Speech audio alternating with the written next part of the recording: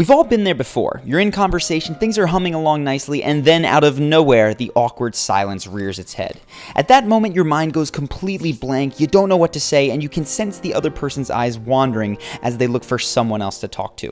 That scenario sucks, so here are 5 tips to make sure that you never run out of things to say in conversation again. First, when you find yourself in that situation where your mind has gone blank, play "reminds me of." That just means that you look to the environment around you and say, you know, that reminds me of, and then fill in the blank. It's great for opening new conversational threads, and it can also work as a follow-up when someone finishes telling a story, which is how many groups of friends interact all the time. That's because people are drawn to others who they feel are similar to themselves, and related stories can build that bridge. Just be sure not to repeatedly make your story superior to theirs, or else it can feel like one-upping. Second, when you ask questions, keep them open-ended as often as possible. So rather than saying, "Oh, you're from Toronto, do you like it there?" you might say, "How do you like Toronto? I'm curious to hear more about it." The former question invites a one-word response and then awkward silence. The latter gets the other person talking about the things that they like, which is going to open up more conversational threads. Also, just remember the rule that every 3-year-old knows about conversation, which is that simply asking why is a great way to get people to open up more. So when someone mentions that they're a consultant, for instance, you might ask, "Why did you decide to get into consulting?"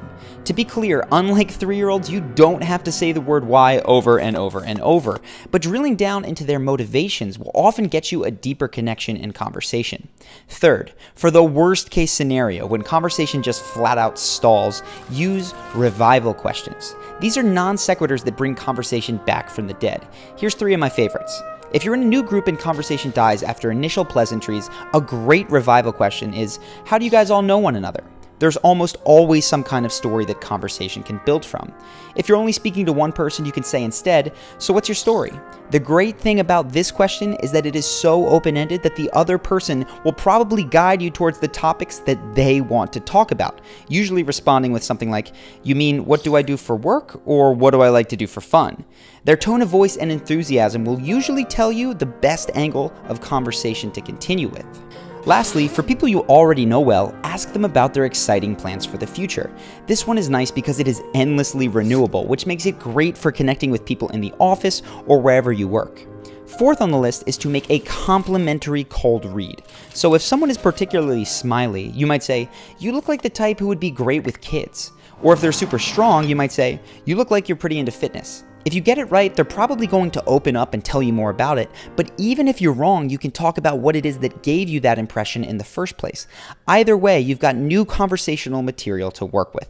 And the 5th and final tip is to flip the script so that you're not the one worried about running out of things to say. Instead, allow the other person to move the conversation forward by getting more comfortable with silence. Seriously, 3 seconds might feel like a long time, but if you can just take a deep breath while maintaining easy eye contact, more often than not, the other person will make a comment or ask you a question. Or if you really want to encourage them to continue, repeat back the last few words that they said. This mirroring invites them to elaborate and can often get people to open up in very powerful ways. So there you have it, 5 quick and easy tactics that you can use today to make sure that you never run out of things to say in conversation. If you like these tips and want more advanced tips, you might want to check out an online course that I created called Charisma University. It has a full hour of my best strategies to become an expert conversationalist, not to mention separate sections on creating amazing first impressions, telling captivating stories, developing rock-solid confidence, and becoming an inspiring leader. You can learn more and join today if you're interested by clicking the button now. If you like this video and want more like it on YouTube, make sure to subscribe to the channel and click that notification bell.